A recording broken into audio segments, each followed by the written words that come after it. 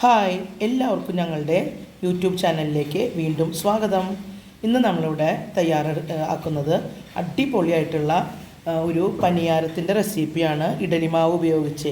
അപ്പോൾ ഇഡലിയൊക്കെ തിന്നാനായിട്ട് എല്ലാവർക്കും അത്ര അങ്ങോട്ടൊരു താല്പര്യം ഉണ്ടാവില്ലല്ലോ. പക്ഷേ ഈ ഒരു പലഹാരം എല്ലാവർക്കും ഇഷ്ടമാവും.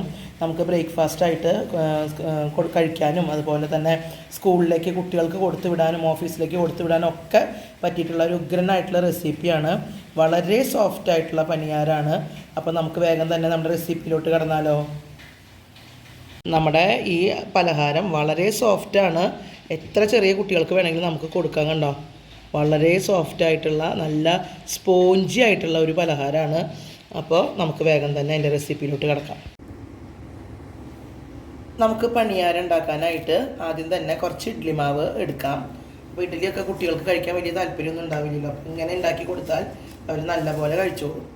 എന്നിട്ട് നമുക്ക് ഒരു ചീനച്ചട്ടി എടുത്ത് വയ്ക്കാം, അല്ലെങ്കിൽ കടായി എന്തായാലും മതി. അതിലൊരു ടേബിൾ സ്പൂൺ എണ്ണ ഒഴിച്ച് നല്ലപോലെ ചൂടായി വരട്ടെ. അതിലേക്ക് 1 ടീസ്പൂൺ കടുക് ഇട്ട് കൊടുക്കാം.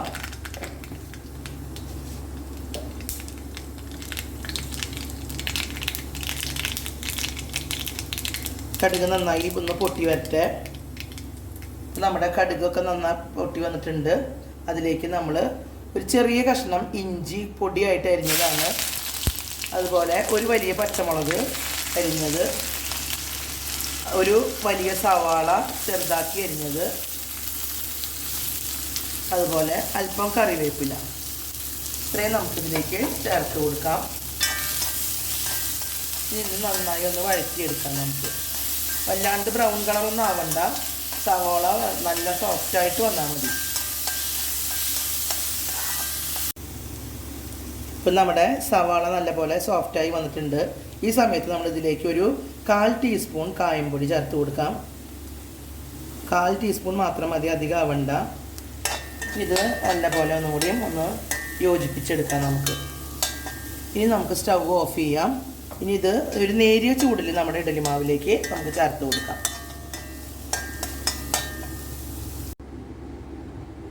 ഇപ്പം നമ്മുടെ സവാളക്കൂട്ട് നല്ലപോലെ ചൂടാറി വന്നിട്ടുണ്ട്. അത് നമ്മൾ ഈ ഇഡലി മാവിലേക്ക് ചേർത്ത് കൊടുക്കാം.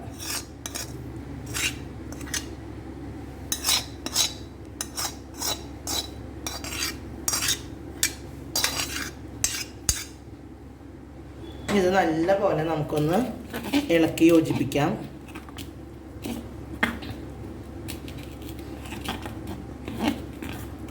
നമ്മുടെ ഇഡലി മാവ് അധികം ലൂസായി പോവരുത്.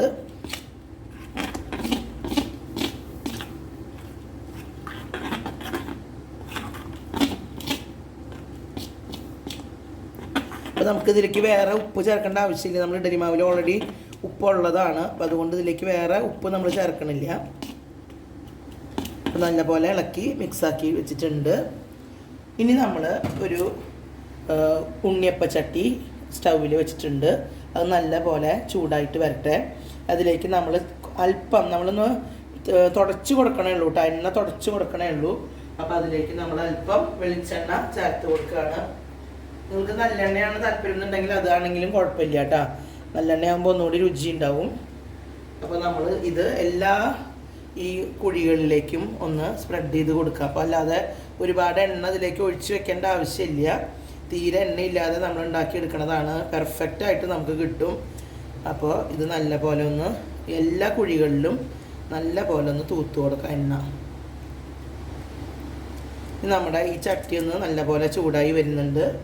അപ്പോൾ നമ്മളതിലേക്ക് ഇത് 1/4 ഭാഗം വീതം നമ്മളിതൊന്ന് ചേർത്ത് കൊടുക്കുകയാണ് കേട്ടോ.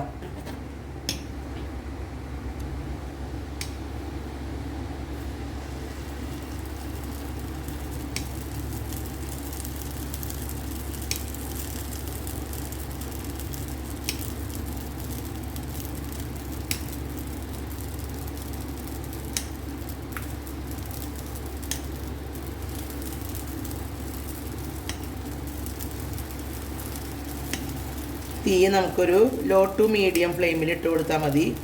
ഉയർന്ന ഫ്ലെയിമിലിട്ടാൽ ഉള്ളു വേവില്ല, അടി നല്ലപോലെ മൊരിയും ചെയ്യും.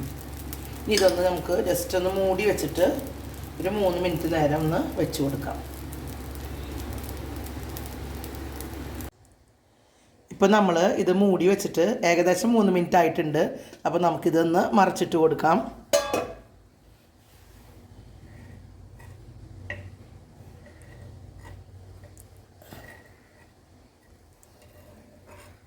ഇനി ഇതൊരു 2 മിനിറ്റ് നേരം തിരിച്ചിട്ടിട്ട് നമുക്കൊന്ന് വേവിച്ചെടുക്കാം.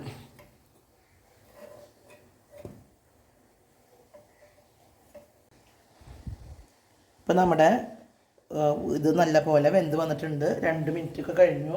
അപ്പോൾ നമുക്കിത് വേഗം തന്നെ എടുക്കാം. ലൈറ്റ് ബ്രൗൺ കളറാകുമ്പോൾ ഇതായിട്ടുണ്ട് കേട്ടോ. അപ്പോൾ നമുക്കിത് എടുക്കാം.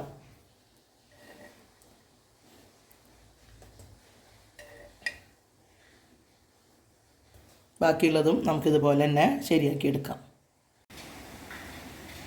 അപ്പോൾ നമ്മുടെ വളരെയധികം ടേസ്റ്റുള്ള അടിപൊളിയായിട്ടുള്ള പനിയാരം ഇവിടെ റെഡിയായി വന്നിട്ടുണ്ട്.